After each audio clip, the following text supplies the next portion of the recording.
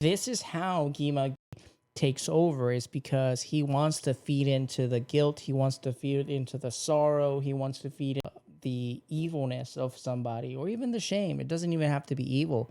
Like, let's say for whatever reason you're ashamed of something, so whether they were a kid or whether they were a grown up, they probably did something. They probably have something that they are ashamed of, and they can't take it back, or they try to hide it, and it starts to bleed in.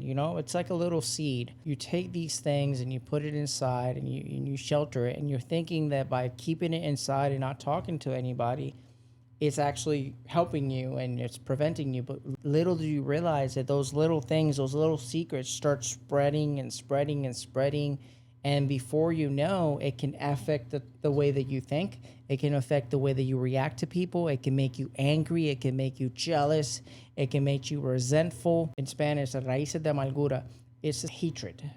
When you have this raíces de amargura, or this little bit of hatred or envy or sorrow, whatever, and you just keep it inside, you're essentially nourishing it, and then it changes the way that you become. So I thought that that was a really clever thing in the movie, that her shame and Jinu's patterns were related to something that they were miserable about.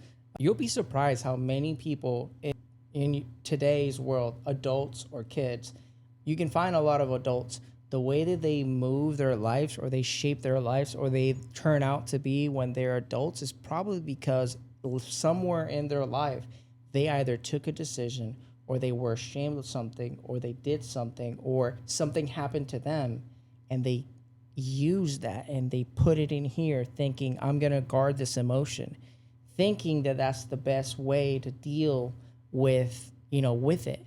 Sometimes that's not the best. Sometimes you have to deal with it head on, or you have to communicate or talk to somebody. I thought it was amazing in the movie that they try to portray that, and little kids can relate to that, but adults can relate to that too.